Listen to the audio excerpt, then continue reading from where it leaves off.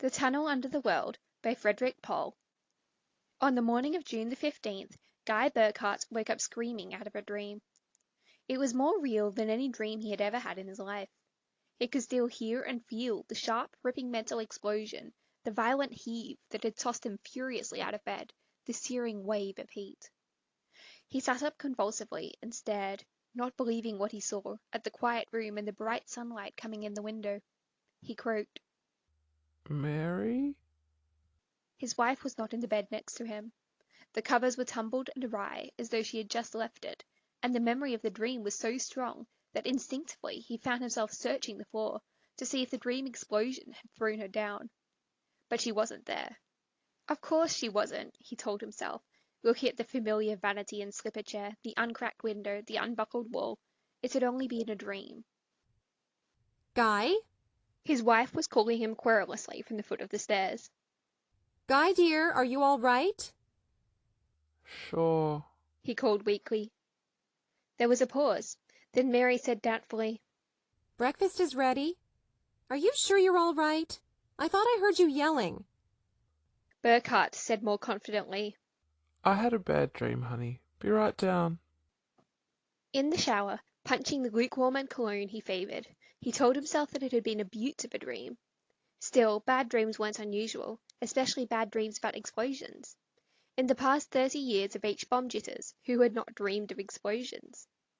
Even Mary had dreamed of them, it turned out, for he started to tell her about the dream, but she cut him off. You did?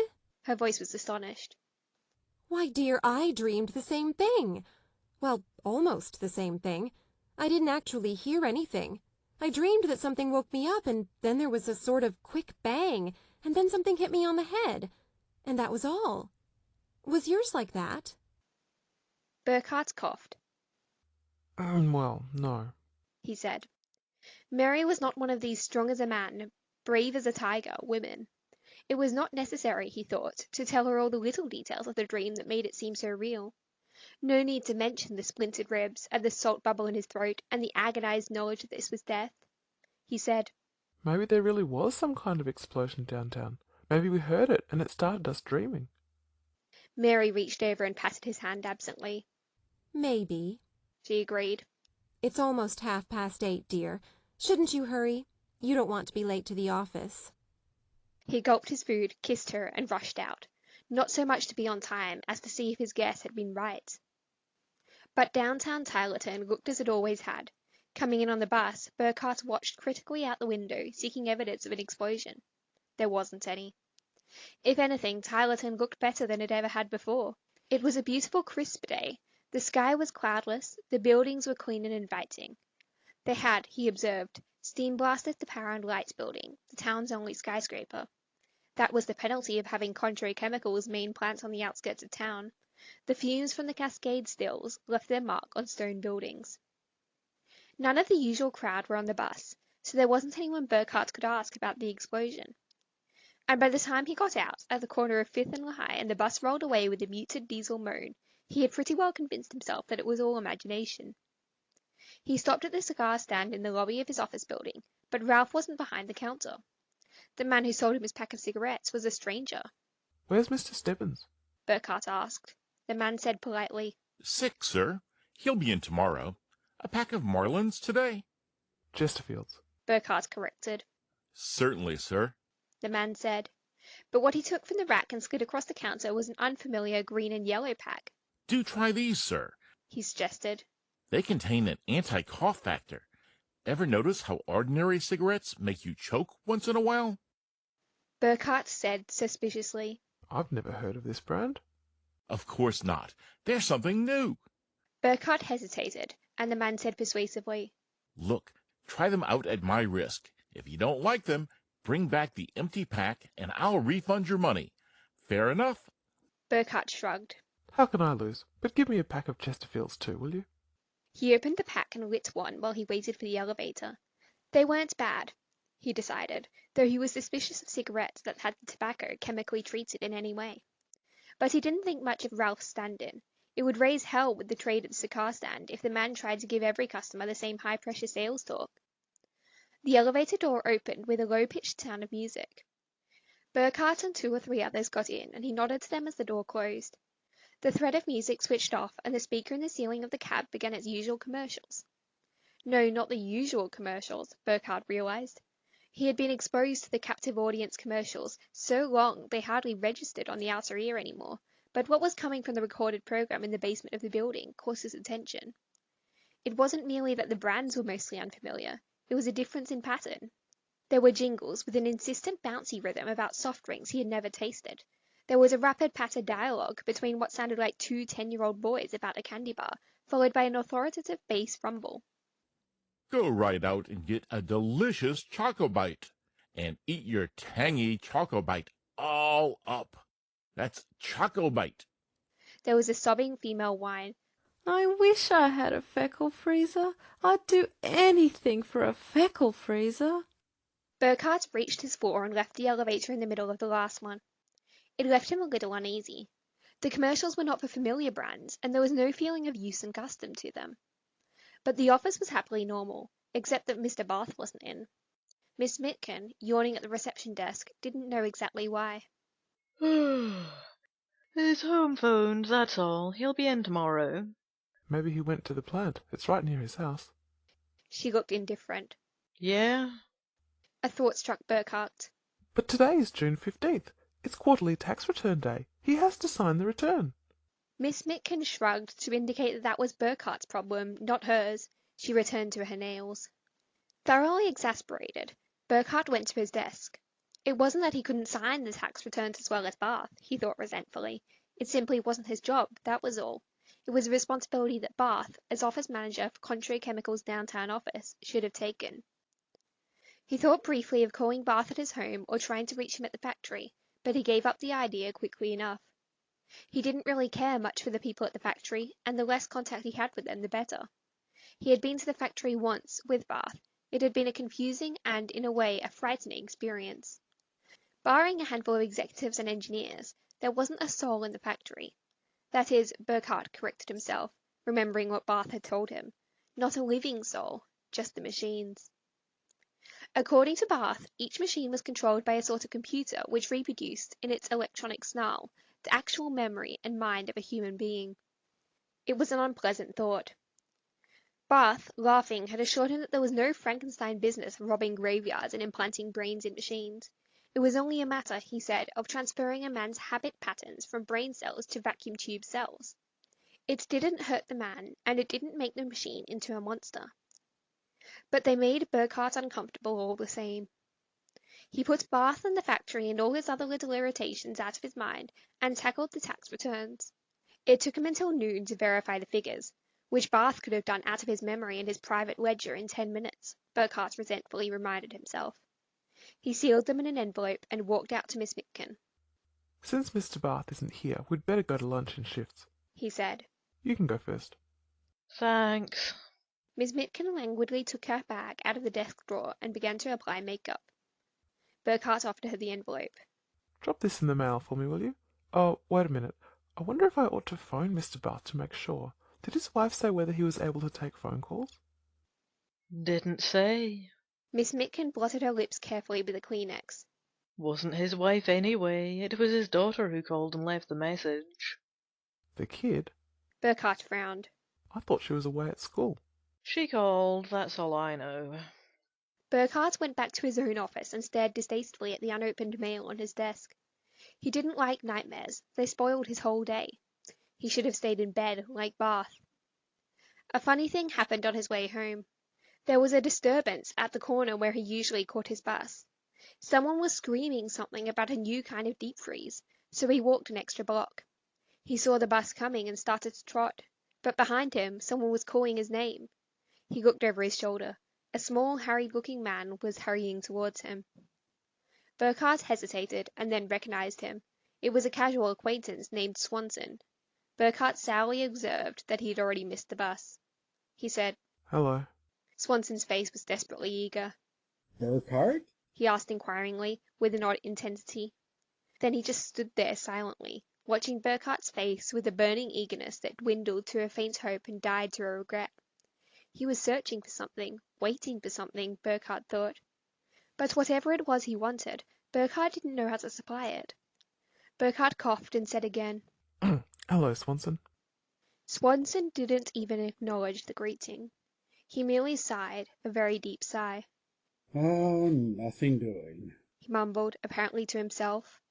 He nodded abstractly to Burkhardt and turned away. Burkhardt watched the slumped shoulders disappear in the crowd. It was an odd sort of day, he thought, and one he didn't much like. Things weren't going right. Riding home on the next bus, he brooded about it. It wasn't anything terrible or disastrous. It was something out of his experience entirely. You live your life like any man, and you form a network of impressions and reactions. You expect things. When you open your medicine chest, your razor is expected to be on the second shelf.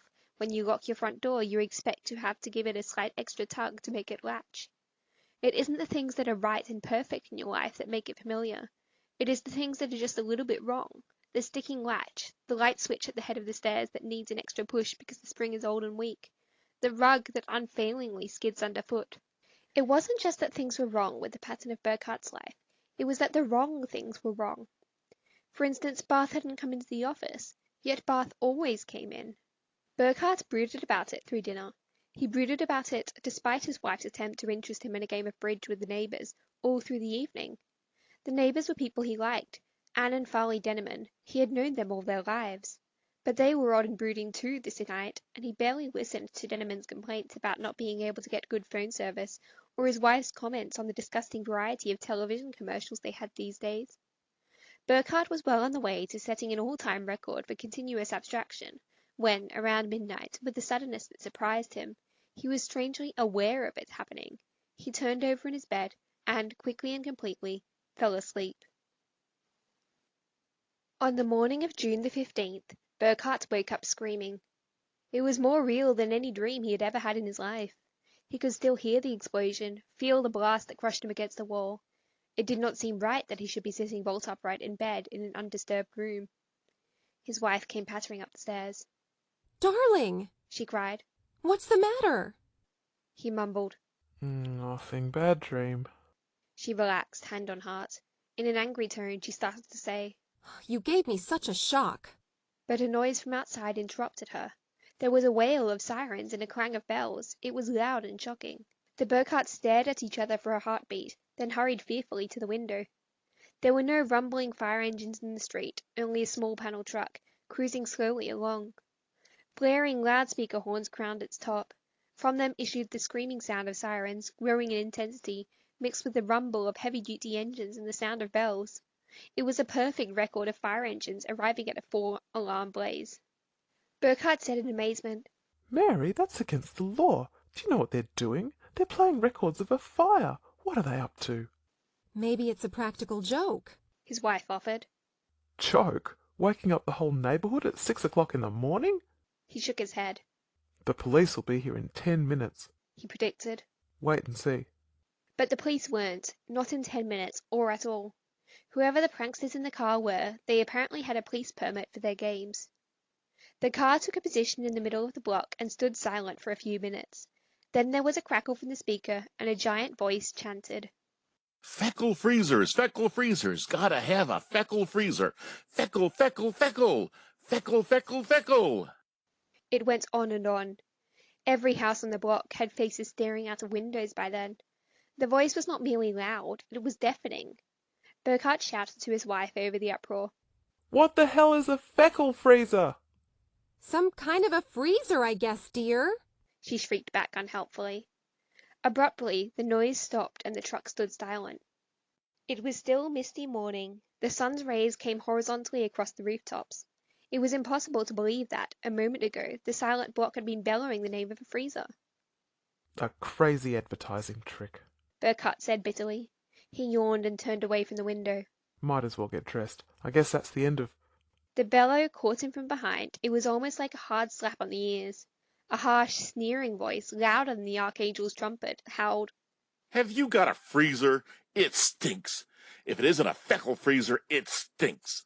If it's last year's feckle freezer, it stinks. Only this year's feckle freezer is any good at all. You know who owns an Ajax freezer? Fairies own Ajax freezers. You know who owns a triple cold freezer? Commies own triple cold freezers. Every freezer but a brand new Feckle freezer stinks. The voice screamed inarticulately with rage. I'm warning you, get out and buy a Feckle freezer right away. Hurry up! Hurry up for Feckle! Hurry for Feckle! Hurry, hurry, hurry! Feckle, Feckle, Feckle! Feckle, Feckle, Feckle! It stopped eventually. Burkhart licked his lips. He started to say to his wife, Maybe we ought to call the police about... when the speakers erupted again. It caught him off guard. It was intended to catch him off guard. It screamed. Feckle, Feckle, Feckle! Feckle, Feckle, Feckle! Feckle, Feckle, Feckle! Cheap freezers ruin your food. You'll get sick and throw up. You'll get sick and die. Buy a Feckle, Feckle! Feckle, Feckle! Ever take a piece of meat out of the freezer you've got and see how rotten and moldy it is? Buy a Feckle, Feckle, Feckle! Feckle, Feckle, Feckle! Do you want to eat rotten, stinking food? Or do you want to wise up and buy a Feckle, Feckle, Feckle? That did it. With fingers that kept stabbing the wrong holes, Burkhart finally managed to dial the local police station. He got a busy signal. It was apparent that he was not the only one with the same idea, and while he was shakingly dialing again, the noise outside stopped. He looked out the window. The truck was gone. Burkhart loosened his tie and ordered another frosty flip from the waiter. If only they wouldn't keep the Crystal Cafe so hot. The new paint job, searing reds and blinding yellows, was bad enough, but someone seemed to have the delusion that this was January instead of June. The place was a good 10 degrees warmer than outside. He swallowed the frosty flip in 2 gulps. It had a kind of peculiar flavour, he thought, but not bad. It certainly cooled you off, just as the waiter had promised. He reminded himself to pick up a carton of them on the way home. Mary might like them. She was always interested in something new. He stood up awkwardly as the girl came across the restaurant toward him. She was the most beautiful thing he'd ever seen in Tylerton. Chin height, honey blonde hair, and a figure that, well, it was all hers. There was no doubt in the world that the dress that clung to her was the only thing she wore. He felt as if he were blushing as she greeted him. Mr. Burkhart. The voice was like distant tom-toms. It's wonderful of you to let me see you after this morning. He cleared his throat. Not at all. Won't you sit down, Miss... April Horn. She murmured, sitting down beside him, not where he'd pointed on the other side of the table. Call me April, won't you? She was wearing some kind of perfume, Burkhart noticed, with what little of his mind was functioning at all. It didn't seem fair that she should be using perfume as well as everything else. He came to with a start and realized that the waiter was leaving with an order for filet mignon for 2. Hey! He objected. Please, Mr. Burkhart. Her shoulder was against his, her face was turned to him, her breath was warm, her expression was tender and solicitous. This is all on the Feckle Corporation. Please let them. It's the least they can do. He felt her hand burrowing into his pocket. I put the price of the meal in your pocket. She whispered conspiratorially. Please do that for me, won't you? I mean, I'd appreciate it if you'd pay the waiter. I'm old-fashioned about things like that. She smiled meltingly, then became mock businesslike. But you must take the money. She insisted. Why, you're letting Feckle off lightly if you do. You could sue them for every nickel they've got, disturbing your sleep like that. With a dizzy feeling, as though he had just seen someone make a rabbit disappear into a top hat, he said, Why, it really wasn't so bad, April. A little noisy, maybe, but... Oh, Mr. Burkhart. The blue eyes were wide and admiring. I knew you'd understand. It's just that, well, it's such a wonderful freezer that some of the outside men get carried away, so to speak. As soon as the main office found out about what happened, they sent representatives around to every house on the block to apologize. Your wife told us where we could phone you, and I'm so very pleased that you were willing to let me have lunch with you, so that I could apologize too, because truly, Mr. Burkhart, it is a fine freezer. I shouldn't tell you this, but... The blue eyes were shyly lowered. I'd do almost anything for Feckle freezers. It's more than a job to me. She looked up. She was enchanting. I bet you think I'm silly, don't you? Burkhart coughed. Well, Oh, you don't want to be unkind. She shook her head. No, don't pretend. You think it's silly. But really, Mr. Burkhart, you wouldn't think so if you knew more about the Feckle. Let me show you this little booklet. Burkhart got back from lunch a full hour late. It wasn't only the girl who delayed him. There had been a curious interview with a little man named Swanson, whom he barely knew, who had stopped him with desperate urgency on the street and then left him cold. But it didn't matter much. Mr. Bath, for the first time since Burkhart had worked there, was out for the day, leaving Burkhart stuck with the quarterly tax returns. What did matter, though, was that somehow he had signed a purchase order for a 12-cubic-foot Feckle freezer, upright model, self-defrosting, list price $625, with a 10% courtesy discount. Because of that horrid affair this morning, Mr. Burkhart, she had said, and he wasn't sure how he could explain it to his wife. He needn't have worried. As he walked in the front door, his wife said almost immediately, I wonder if we can't afford a new freezer, dear. There was a man here to apologize about that noise, and, well, we got to talking, and... She had signed a purchase order, too. It had been the damnedest day, Burkhart thought later on his way up to bed. But the day wasn't done with him yet. At the head of the stairs, the weakened spring in the electric light switch refused to click at all. He snapped it back and forth angrily, and, of course, succeeded in jarring the tumbler out of its pins. The wires shorted and every light in the house went out. Damn, said Guy Burkhart. Fuse? His wife shrugged sleepily. Let it go till the morning, dear. Burkhart shook his head. You go back to bed. I'll be right along. It wasn't so much that he cared about fixing the fuse, but he was too restless for sleep. He disconnected the bad switch with a screwdriver, stumbled down into the black kitchen, found the flashlight, and climbed gingerly down the cellar stairs. He located a spare fuse, pushed an empty trunk over to the fuse box to stand on, and twisted out the old fuse. When the new one was in, he heard the starting click and steady drone of the refrigerator in the kitchen overhead. He headed back to the steps and stopped. Where the old trunk had been, the cellar floor gleamed oddly bright. He inspected it in the flashlight beam. It was metal. Son of a gun, said Guy Burkhart. He shook his head unbelievingly. He peered closer, rubbing the edges of the metallic patch with his thumb and acquiring an annoying cut. The edges were sharp. The stained cement floor of the cellar was a thin shell. He found a hammer and cracked it off in a dozen spots. Everywhere was metal. The whole cellar was a copper box. Even the cement brick walls were false fronts over a metal sheath. Baffled, he attacked one of the foundation beams. That, at least, was real wood. The glass in the cellar windows was real glass. He sucked his bleeding thumb and tried the base of the cellar stairs. Real wood. He chipped at the bricks under the oil burner. Real bricks. The retaining walls, the floor, they were faked. It was as though someone had shored up the house with a frame of metal and then laboriously concealed the evidence. The biggest surprise was the upside-down boat's hull that blocked the rear half of the cellar, relic of a brief home workshop period that Burkhart had gone through a couple of years before. From above, it looked perfectly normal. Inside, though, where there should have been thwarts and seats and lockers, there was a mere tangle of braces, rough and unfinished. But I built that, Burkhart exclaimed, forgetting his thumb. He leaned against the hull dizzily, trying to think this thing through.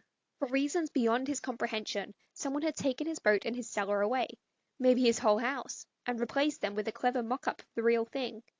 That's crazy, he said to the empty cellar. He stared around in the light of the flash. He whispered, What in the name of heaven would anybody do that for? Reason refused an answer. There wasn't any reasonable answer. For long minutes, Burkhart contemplated the uncertain picture of his own sanity. He peered under the boats again, hoping to reassure himself that it was a mistake, just his imagination. But the sloppy, unfinished bracing was unchanged. He crawled under for a better look, feeling the rough wood incredulously. Utterly impossible. He switched off the flashlight and started to wriggle out, but he didn't make it. In the moment between the command to his legs to move and the crawling out, he felt a sudden draining weariness flooding through him. Consciousness went, not easily, but as though it were being taken away, and Guy Burkhart was asleep. On the morning of June the 16th, Guy Burkhart woke up in a cramped position, huddled under the hull of the boats in his basement, and raced upstairs to find it was June the 15th.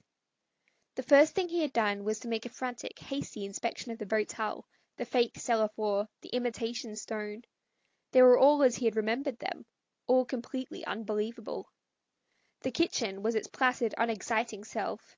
The electric clock was purring soberly around the dial. Almost 6 o'clock, it said. His wife would be waking at any moment. Burkhart flung open the front door and stared out into the quiet street. The morning paper was tossed carelessly against the steps, and as he retrieved it, he noticed that this was the 15th day of June. But that was impossible. Yesterday was the 15th of June. It was not a date one would forget. It was quarterly tax return day. He went back into the hall and picked up the telephone. He dialed for weather information and got a well-modulated chant. And cooler some showers. Barometric pressure 30.04 rising. United States Weather Bureau forecast for June 15. Warm and sunny, with high around. He hung the phone up. June the 15th. Holy heaven. Burkhart said prayerfully. Things were very odd indeed. He heard the ring of his wife's alarm and bounded up the stairs. Mary Burkhart was sitting upright in bed with the terrified, uncomprehending stare of someone just waking out of a nightmare. Oh! She gasped as her husband came in the room. Darling, I just had the most terrible dream. It was like an explosion and... Again? Burkhart asked, not very sympathetically. Mary, something's funny. I knew there was something wrong all day yesterday, and... He went on to tell her about the copper box that was the cellar, and the odd mock-up someone had made of his boat. Mary looked astonished, then alarmed, then placatory and uneasy. She said, Dear, are you sure? Because I was cleaning that old trunk out just last week and I didn't notice anything. Positive, said Guy Burkhart. I dragged it over to the wall to step on it to put a new fuse in after we blew the lights out and... After we what? Mary was looking more than merely alarmed. After we blew the lights out, you know, when the switch at the head of the stairs stuck, I went down to the cellar and... Mary sat up in bed. Guy, the switch didn't stick. I turned out the lights myself last night. Burkhart glared at his wife. Now I know you didn't. Come here and take a look. He stalked out to the landing and dramatically pointed to the bad switch, the one that he had unscrewed and left hanging the night before. Only it wasn't. It was as it had always been. Unbelieving, Burkhart pressed it, and the light sprang up in both halls. Mary, looking pale and worried, left him to go down to the kitchen and start breakfast. Burkhart stood staring at the switch for a long time. His mental processes were gone beyond the point of disbelief and shock. They simply were not functioning. He shaved and dressed and ate his breakfast in a state of numb introspection. Mary didn't disturb him. She was apprehensive and soothing. She kissed him good-bye as he hurried out to the bus without another word. Miss Mitkin at the reception desk greeted him with a yawn. Morning. She said drowsily. Mr. Barth won't be in today. Burkhart started to say something but checked himself. She would not know that Barth hadn't been in yesterday either, because she was tearing a June 14th pad off her calendar to make way for the new June 15th sheet. He staggered to his own desk and stared unseeingly at the morning's mail. It had not even been opened yet, but he knew that the factory distributor's envelope contained an order for 20,000 feet of the new acoustic tile, and the one from Feinbeck & Sons was a complaint. After a long while he forced himself to open them. They were. By lunchtime, driven by a desperate sense of urgency, Burkhart made Miss Mitkin take her lunch hour first. The June 15th that was yesterday, he had gone first. She went, looking vaguely worried about his strained insistence, but it made no difference to Burkhart's mood. The phone rang, and Burkhart picked it up abstractedly. Contra Chemicals downtown, Burkhart speaking. The voice said, This is Swanson. And stopped. Burkhart waited expectantly, but that was all. He said, Hello? Again the pause. Then Swanson asked in sad resignation, Still nothing, eh? Nothing what? Swanson, is there something you want? You came up to me yesterday and went through this routine. The voice crackled. Burkhart? Oh, my good heavens, you remember. Stay right there. I'll be down in half an hour. What's this all about? Never mind. The little man said exultantly. Tell you about it when I see you. Don't say any more over the phone. Somebody might be listening. Just wait there. Say, hold on a minute. Will you be alone in the office? Well, no. Miss Mitkin will probably... Hey, look, Burkhart. Where do you eat lunch? Is it good and noisy? Oh, I suppose so. The Crystal Cafe. It's just about a block. I know where it is. Meet you in half an hour. And the receiver clicked. The Crystal Cafe was no longer painted red, but the temperature was still up, and they had added piped-in music interspersed with commercials. The advertisements were for Frosty Flip, Marlin cigarettes. They're sanitized, the announcer purred, and something called Chocobite candy bars that Burkhart couldn't remember ever having heard of before. But he heard more about them quickly enough. While he was waiting for Swanson to show up, a girl in the cellophane skirts of a nightclub cigarette vendor came through the restaurant with a tray of tiny scarlet-wrapped candies. Chocobites are tangy. She was murmuring as she came close to his table. Chocobites are tangier than tangy. Burkhart, intent on watching for the strange little man who had phoned him, paid little attention. But as she scattered a handful of the confections over the table next to him, smiling at the occupants, he caught a glimpse of her and turned to stare. Why, Miss Horn? He said. The girl dropped her tray of candies. Burkhart rose, concerned over the girl. Is something wrong? But she fled.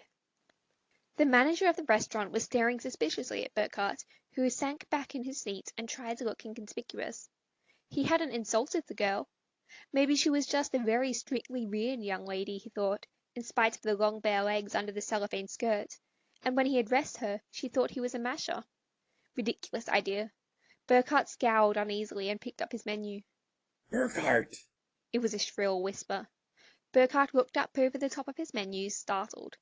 In the seat across from him, the little man named Swanson was sitting, tensely poised. Burkhart! The little man whispered again. Let's get out of here. We're on to you now. If you want to stay alive, come on. There was no arguing with the man. Burkhart gave the hovering manager a sick, apologetic smile and followed Swanson out. The little man seemed to know where he was going. In the street, he clutched Burkhart by the elbow and hurried him off down the block. Did you see her? He demanded. That Horn woman in the phone booth. She'll have them here in 5 minutes, believe me. So hurry it up. Although the street was full of people and cars, nobody was paying any attention to Burkhart and Swanson. The air had a nip in it, more like October than June, Burkhart thought, in spite of the Weather Bureau. And he felt like a fool, following this mad little man down the street, running away from some them toward what? The little man might be crazy, but he was afraid, and the fear was infectious. In here, panted the little man. It was another restaurant, more of a bar really, and a sort of second-rate place that Burkhart had never patronized. Right, straight through, Swanson whispered, and Burkhart, like a bit of a boy, sidestepped through the mass of tables to the far end of the restaurant. It was L-shaped, with a front on 2 streets at right angles to each other. They came out on the side street, Swanson staring coldly back at the questioned-looking cashier, and crossed to the opposite sidewalk. They were under the marquee of a movie theater. Swanson's expression began to relax. Lost them, he crowed softly. We're almost there. He stepped up to the window and bought 2 tickets. Burkhart trailed him into the theater. It was a weekday matinee and the place was almost empty. From the screen came sounds of gunfire and horses' hooves. A solitary usher, leaning against a bright brass rail, looked briefly at them and went back to staring boredly at the picture, as Swanson led Burkhart down a flight of carpeted marble steps. They were in the lounge and it was empty. There was a door for men and one for ladies, and there was a third door, marked manager in gold letters. Swanson listened at the door and gently opened it and peered inside. Okay, he said, gesturing. Burkhart followed him through an empty office to another door, a closet probably, because it was unmarked. But it was no closet. Swanson opened it warily, looked inside, then motioned Burkhart to follow. It was a tunnel, metal-walled, brightly lit. Empty, it stretched vacantly away in both directions from them. Burkhart looked, wondering, around. One thing he knew and knew full well. No such tunnel belonged under Tylerton. There was a room off the tunnel with chairs and a desk and what looked like television screens. Swanson slumped in a chair, panting. We're all right for a while here, he wheezed. They don't come here much anymore. If they do, we'll hear them and we can hide. Who? demanded Burkhart. Martians, the little man said. His voice cracked on the word and the life seemed to go out of him. In morose tones he went on. Well, I think they're Martians, although you could be right, you know. I've had plenty of time to think it over these last few weeks after they got you, and it's possible they're Russians after all. Still, Start from the beginning. Who got me when? Swanson sighed. so we have to go through the whole thing again. All right. It was about 2 months ago that you banged on my door late at night. You were all beat up, scared silly. You begged me to help you. I did. Naturally, you don't remember any of this. Listen, and you'll understand. You were talking a blue streak about being captured and threatened, and your wife being dead and coming back to life, and all kinds of mixed up nonsense. I thought you were crazy, but, well, I've always had a lot of respect for you, and you begged me to hide you, and I have this dark room, you know. It locks from the inside only. I put the lock on myself, so we went in there, just to humor you, and along about midnight, which was only 15 or 20 minutes after, we passed out. Passed out? Swanson nodded. Both of us. It was like being hit with a sandbag. Look, didn't that happen to you again last night? I guess it did. Burkhart shook his head uncertainly. Sure. And then all of a sudden we were awake again. And you said you were going to show me something funny, and we went out and bought a paper. And the date on it was June 15th. June 15th? But that's today. I mean... You got it. Friend, it's always today. It took time to penetrate. Burkhart said wonderingly. You've hidden out in that dark room for how many weeks? How can I tell? 4 or 5, maybe. I lost count. And every day the same. Always the 15th of June. Always my landlady, Mrs. Kiefer, is sweeping the front steps. Always the same headline in the papers at the corner. It gets monotonous, friend. It was Burkhart's idea, and Swanson despised it, but he went along. He was the type who always went along. It's dangerous, he grumbled worriedly. Suppose somebody comes by. They'll spot us in... What have we got to lose? Swanson shrugged. It's dangerous, he said again, but he went along. Burkhart's idea was very simple. He was sure of only one thing. The tunnel went somewhere. Martians or Russians, fantastic plot or crazy hallucination, whatever was wrong with Tylerton had an explanation, and the place to look for it was at the end of the tunnel. They jogged along. It was more than a mile before they began to see an end. They were in luck. At least no one came through the tunnel to spot them. But Swanson had said that it was only at certain hours that the tunnel seemed to be in use. Always the 15th of June. Why? Burkhart asked himself. Never mind the how. Why? And falling asleep, completely involuntarily, everyone at the same time, it seemed, and not remembering, never remembering anything. Swanson had said how eagerly he saw Burkhart again, the morning after Burkhart had incautiously waited 5 minutes too many before retreating into the dark room. When Swanson had come to, Burkhart was gone. Swanson had seen him in the street that afternoon, but Burkhart had remembered nothing.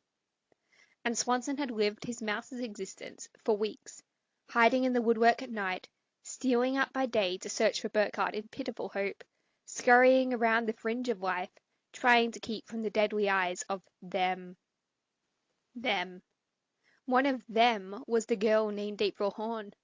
It was by seeing her walk carelessly into a telephone booth and never come out that Swanson had found the tunnel. Another was the man at the cigar stand in Burkhart's office building. There were more, at least a dozen that Swanson knew of or suspected. They were easy enough to spot once you knew where to look, for they, alone in Tylerton, changed their roles from day to day. Burkhart was on that 8:51 bus every morning of every day that was June 15th, never different by a hair or a moment. But April Horn was sometimes gaudy in the cellophane skirt giving away candy or cigarettes, sometimes plainly dressed, sometimes not seen by Swanson at all. Russians? Martians? Whatever they were, what could they be hoping to gain from this mad masquerade? Burkhart didn't know the answer, but perhaps it lay beyond the door at the end of the tunnel. They listened carefully and heard distant sounds that could not quite be made out, but nothing that seemed dangerous. They slipped through. And through a wide chamber and up a flight of steps, they found that they were in what Burkhardt recognized as the Controchemicals plant. Nobody was in sight. By itself, that was not so very odd. The automatized factory had never had very many persons in it. But Burkhardt remembered from his single visit the endless, ceaseless busyness of the plant, the valves that opened and closed, the vats that emptied themselves and filled themselves and stirred and cooked and chemically tasted the bubbling liquids they held inside themselves. The plant was never populated, but it was never still. Only now it was still. Except for the distant sounds, there was no breath of life in it. The captive electronic minds were sending out no commands, the coils and relays were at rest. Burkhardt said, Come on. Swanson reluctantly followed him through the tangled aisles of stainless steel columns and tanks. They walked as though they were in the presence of the dead. In a way, they were, for what were the automatons that once had run the factory, if not corpses? The machines were controlled by computers that were really not computers at all, but the electronic analogues of living brains. And if they were turned off, were they not dead? For each had once been a human mind. Take a master petroleum chemist, infinitely skilled in the separation of crude oil into its fractions. Strap him down, probe into his brain with searching electronic needles. The machine scans the patterns of the mind, translates what it sees into charts and sine waves. Impress these same waves on a robot computer, and you have your chemist. Or 1,000 copies of your chemist if you wish, with all of his knowledge and skill, and no human limitations at all. Put 12 copies of him into a plant, and they will run it all, 24 hours a day, 7 days of every week, never tiring, never overlooking anything, never forgetting. Swanson stepped up closer to Burkhardt. I'm scared, he said. They were across the room now, and the sounds were louder. They were not machine sounds, but voices. Burkhardt moved cautiously up to a door and dared to peer around it. It was a smaller room, lined with television screens, each one, a dozen or more at least, with a man or woman sitting before it, staring into the screen and dictating notes into a recorder. The viewers dialed from scene to scene. No two screens ever showed the same picture. The pictures seemed to have little in common.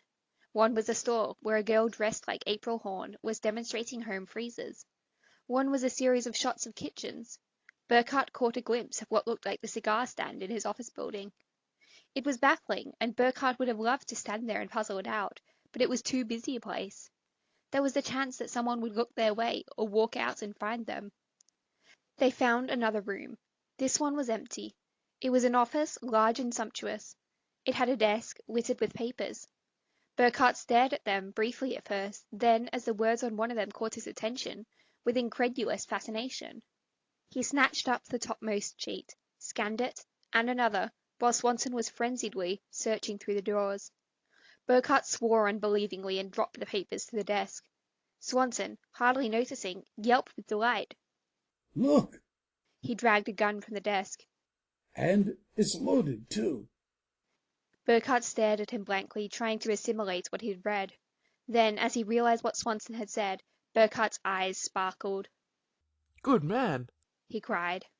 We'll take it. We're getting out of here with that gun, Swanson, and we're going to the police. Not the cops in Piloton, but the FBI maybe. Take a look at this. The sheaf he handed Swanson was headed, Test Area Progress Report, Subject Marlin Cigarettes Campaign. It was mostly tabulated figures that made little sense to Burkhardt and Swanson, but at the end was a summary that said, although Test 47K3 pulled nearly double the number of new users of any of the other tests conducted, it probably cannot be used in the field because of local sound truck control ordinances.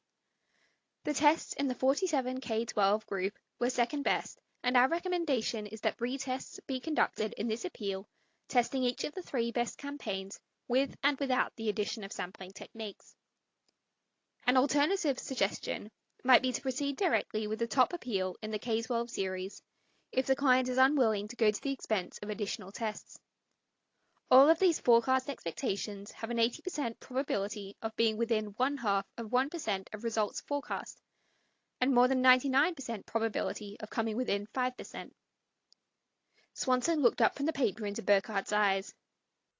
I don't get it, he complained. Burkhardt said, I don't blame you. It's crazy, but it fits the facts, Swanson. It fits the facts. They aren't Russians and they aren't Martians. These people are advertising men. Somehow, heaven knows how they did it, they've taken Tylerton over. They've got us, all of us, you and me and 20 or 30,000 other people, right under their thumbs. Maybe they hypnotize us, and maybe it's something else, but however they do it, what happens is that they let us live one day at a time. They pour advertising into us the whole damn day long. At the end of the day, they see what happened, and then they wash the day out of our minds and start again the next day with different advertising. Swanson's jaw was hanging. He managed to close it and swallow. Nuts, he said flatly. Burkhart shook his head. Sure, it sounds crazy, but this whole thing is crazy. How else would you explain it? You can't deny that most of Tylerton lives the same day over and over again. You've seen it. And that's the crazy part, and we have to admit that that's true, unless we are the crazy ones. And once you admit that somebody somehow knows how to accomplish that, the rest of it makes all kinds of sense. Think of it, Swanson. They test every last detail before they spend a nickel on advertising. Do you have any idea what that means? Lord knows how much money is involved, but I know for a fact that some companies spend $20 or $30 million a year on advertising. Multiply it, say, by 100 companies, so that every one of them learns how to cut its advertising cost by only 10%, and that's peanuts, believe me. If they know in advance what's going to work, they can cut their costs in half, maybe to less than half, I don't know. But that's saving $200 or $300 million a year. And if they pay only 10 or 20% of that for the use of Tylerton, it's still dirt cheap for them, and a fortune for whoever took over Tylerton. Swanson licked his lips. You mean He offered hesitantly. that we're, well, kind of captive audience? Burkhart frowned. Not exactly. He thought for a minute. You know how a doctor tests something like penicillin? He sets up a series of little colonies of germs on gelatine discs, and he tries the stuff on one after another, changing it a little each time. Well, that's us. We're the germs, Swanson, only it's even more efficient than that. They don't have to test more than one colony, because they can use it over and over again. It was too hard for Swanson to take in. He only said, What do we do about it? We go to the police. They can't use human beings for guinea pigs.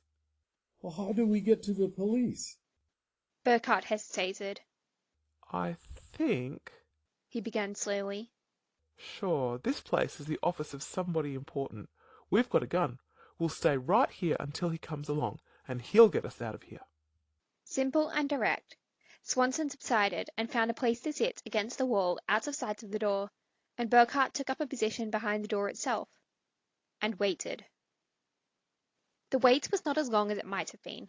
Half an hour, perhaps. Then Burkhart heard approaching voices and had time for a swift whisper to Swanson before he flattened himself against the wall. It was a man's voice and a girl's. The man was saying, Reason why you couldn't report on the phone? You're ruining your whole day's test. What the devil's the matter with you, Janet? I'm sorry, Mr. Dodgson, she said in a sweet, clear tone. I thought it was important. Important. The man grumbled. One lousy unit out of 21,000. But it's the Burkhart one, Mr. Dodgson. Again. And the way he got out of sight, he must have had some help. All right. It doesn't matter, Janet. The Chocobite program is ahead of schedule anyhow. As long as you're this far, come on in the office and make out your worksheet. And don't worry about the Burkhart business. He's probably just wandering around. We'll pick him up tonight and... They were inside the door. Burkhart kicked it shut and pointed the gun. That's what you think, he said triumphantly. It was worth the terrified hours, the bewildered sense of insanity, the confusion and fear. It was the most satisfying sensation Burkhart had ever had in his life. The expression on the man's face was one he had read about but never actually seen. Dorchin's mouth fell open, and his eyes went wide, and though he managed to make a sound that might have been a question, it was not in words. The girl was almost as surprised, and Burkhart, looking at her, knew why her voice had been so familiar. The girl was the one who had introduced herself to him as April Horn. Dorchin recovered himself quickly. Is this the one? He asked sharply. The girl said, Yes. Dorchin nodded. I take it back. You were right. You, Burkhart, what do you want? Swanson piped up. Watch him. He might have another gun. Search him then. Burkhart said. I'll tell you what we want, Dorchin. We want you to come along with us to the FBI and explain to them how you can get away with kidnapping 20,000 people. Kidnapping? Dorchin snorted. That's ridiculous, man. Put that gun away. You can't get away with this. Burkhart hefted the gun grimly. I think I can. Dorchin looked furious and sick, but oddly not afraid. Damn it. He started to bellow, then closed his mouth and swallowed. Listen, He said persuasively. you're making a big mistake. I haven't kidnapped anybody, believe me. I don't believe you. Said Burkhart bluntly. Why should I? But it's true. Take my word for it. Burkhart shook his head. The FBI can take your word if they like. We'll find out. Now, how do we get out of here? Dorchin opened his mouth to argue. Don't get in my way. Burkhart blazed. I'm willing to kill you if I have to. Don't you understand that? I've gone through 2 days of hell, and every second of it I blame on you. Kill you? It would be a pleasure, and I don't have a thing in the world to lose. Get us out of here. Dorchin's face went suddenly opaque. He seemed about to move, but the blonde girl he had called Janet slipped between him and the gun. Please, She begged Burkhart. you don't understand. You mustn't shoot. Get out of my way. But, Mr. Burkhart. She never finished. Dorchin, his face unreadable, headed for the door. Burkhart had been pushed 1 degree too far. He swung the gun, bellowing. The girl called out sharply. He pulled the trigger. Closing on him with pity and pleading in her eyes, she came again, between the gun and the man. Burkhart aimed low instinctively, to cripple, not to kill. But his aim was not good. The pistol bullet caught her in the pit of the stomach. Dorchin was out and away, the door slamming behind him, his footsteps racing into the distance. Burkhart hurled the gun across the room and jumped to the girl. Swanson was moaning. That finishes Burkhart. Oh, why did you do it? We could have got away. We could have gone to the police. We were practically out of here. Burkhart wasn't listening. He was kneeling beside the girl. She lay flat on her back, arms helter-skelter. There was no blood, hardly any sign of the wound, but the position in which she lay was one that no living human being could have held. Yet she wasn't dead. She wasn't dead, and Burkhart, frozen beside her, thought, she isn't alive either. There was no pulse, but there was a rhythmic ticking of the outstretched fingers of one hand. There was no sound of breathing, but there was a hissing, sizzling noise. The eyes were open, and they were looking at Burkhart. There was neither fear nor pain in them, only a pity deeper than the pit. She said, through lips that writhed erratically. Don't worry, Mr. Burkhart. I'm all right. Burkhart rocked back on his haunches, staring. Where there should have been blood, there was a clean break of a substance that was not flesh, and a curl of thin golden copper wire. Burkhart moistened his lips. You're a robot, he said. The girl tried to nod. The twitching lips said, I am. And so are you. Swanson, after a single inarticulate sound, walked over to the desk and sat staring at the wall. Burkhart rocked back and forth beside the shattered puppet on the floor. He had no words. The girl managed to say, I'm sorry all this happened. The lovely lips twisted into a rictus sneer, frightening on that smooth young face until she got them under control. Sorry, she said again. The nerve center was right about where the bullet hit. Makes it difficult to control this body. Burkhart nodded automatically, accepting the apology. Robots. It was obvious, now that he knew it. In hindsight, it was inevitable.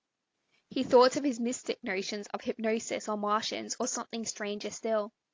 Idiotic, for the simple fact of created robots fitted the facts better and more economically. All the evidence had been before him. The automatized factory, with its transplanted minds. Why not transplant a mind into a humanoid robot, give it its original owner's features and form? Could it know that it was a robot? All of us?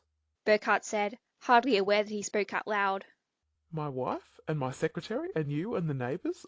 All of us the same? No. The voice was stronger. Not exactly the same, all of us. I chose it, you see. This time the convulsed lips were not a random contortion of the nerves. I was an ugly woman, Mr. Burkhardt, and nearly 60 years old. Life had passed me. And when Mr. Dorchin offered me the chance to live again as a beautiful girl, I jumped at the opportunity. Believe me, I jumped, in spite of its disadvantages. My flesh body is still alive. It is sleeping while I am here. I could go back to it, but I never do. And the rest of us? Different, Mr. Burkhardt. I work here. I'm carrying out Mr. Dorchin's orders, mapping the results of the advertising tests, watching you and the others live as he makes you live. I do it by choice, but you have no choice. Because, you see, you are dead. Dead?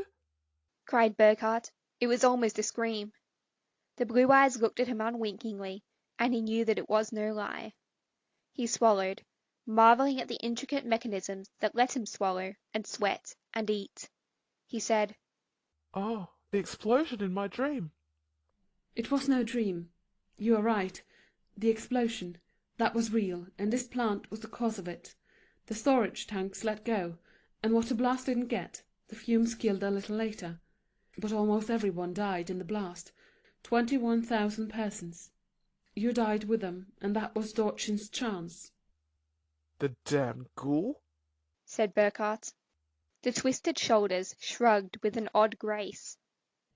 Why? You were gone, and you and all the others were what Dorchin wanted. A whole town, a perfect slice of America. It's as easy to transfer a pattern from a dead brain as a living one. Easier. The dead can't say no. Oh, it took work and money. The town was a wreck, but it was possible to rebuild it entirely, especially because it wasn't necessary to have all the details exact. There were the homes where even the brains had been utterly destroyed, and those are empty inside, and the cellars that needn't be too perfect, and the streets that hardly matter. And anyway, it only has to last for one day. The same day, June 15th, over and over again. And if someone finds something a little wrong, somehow, the discovery won't have time to snowball, wreck the validity of the tests, because all errors are cancelled out at midnight. The face tried to smile. That's the dream, Mr. Burkhardt. The day of June 15th, because you never really lived it. It's a present from Mr. Dorchin, a dream that he gives you, and then takes back at the end of the day, when he has all his figures on how many of you responded to what variation of which appeal, and the maintenance crew go down the tunnel to go through the whole city, washing out the new dream with their little electronic drains, and then the dream starts all over again, on June 15th. Always June 15th, because June 14th is the last day any of you can remember alive. Sometimes the crews miss someone, as they missed you, because you were under your boat. But it doesn't matter. The only ones who are missed give themselves away if they show it. And if they don't, it doesn't affect the test. But they don't drain us, the ones of us who work for Dorchin. We sleep when the power is turned off, just as you do. When we wake up, though, we remember. The face contorted wildly. If I could only forget. Burkhardt said unbelievingly. All this to sell merchandise? It must have cost millions. The robot called April Horn said, It did, but it has made millions for Dorchin too, and that's not the end of it. Once he finds the master words that make people act, do you suppose he will stop with that? Do you suppose? The door opened, interrupting her. Burkhardt whirled. Belatedly remembering Dorchin's flight, he raised the gun. Don't shoot, ordered the voice calmly. It was not Dorchin, it was another robot, this one not disguised with the clever plastics and cosmetics, but shining plain. It said metallically, Forget it, Burkhardt. You're not accomplishing anything. Give me that gun before you do any more damage. Give it to me now. Burkhardt bellowed angrily. The gleam on this robot's torso was steel. Burkhardt was not at all sure that his bullets would pierce it, or do much harm if they did. He would have put it to the test, but from behind him came a whimpering, scurrying whirlwind. Its name was Swanson, hysterical with fear. He catapulted into Burkhardt and sent him sprawling, the gun flying free. Please. Begged Swanson incoherently, prostrate before the steel robot. He would have shot you. Please don't hurt me. Let me work for you like that girl. I'll do anything you tell me. The robot voice said. We don't need your help. It took 2 precise steps and stood over the gun and spurned it, left it lying on the floor. The wrecked blonde robot said without emotion, I doubt that I can hold up much longer, Mr. Dorchin. Disconnect if you have to, replied the steel robot. Burkhardt blinked. But you're not Dorchin. The steel robot turned deep eyes on him. I am. It said. Not in the flesh, but this is the body I am using at the moment. I doubt that you can damage this one with the gun. The other robot body was more vulnerable. Now will you stop this nonsense? I don't want to have to damage you. You're too expensive for that. Will you just sit down and let the maintenance crews adjust you? Swanson groveled. You won't punish us? The steel robot had no expression, but its voice was almost surprised. Punish you? It repeated on a rising note. How?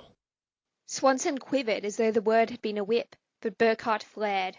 Adjust him if he'll let you, but not me. You're going to have to do me a lot of damage, Dorchin. I don't care what I cost or how much trouble it's going to be to put me back together again, but I'm going out of that door. If you want to stop me, you'll have to kill me. You won't stop me any other way.